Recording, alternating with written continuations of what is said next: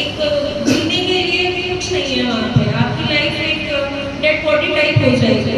तो अपने को अगर छोटी जगह पे सारी चीज़ें मिल रही हैं तो फिर अपने को दूसरी जगह क्यों भागना है? मतलब अपन प्रैक्टिकली देखें और सारी चीज़ें जब अपने को मोबाइल में अवेलेबल है तो अपने को दूर जाने की ऐसी कोई बहुत ज़्यादा ज़रूरत नहीं है।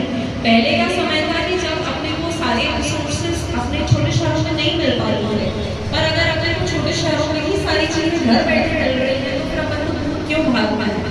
मेरा भाई भी है, अभी छोटा जो भाई है वो यूपीएससी की प्रिपरेशन के लिए दिल्ली गया था, बट अभी आप लोगों ने पढ़ा होगा तो दृष्टि आया इसके लाइब्रेरी वाले चैनल में पानी पड़ गया था।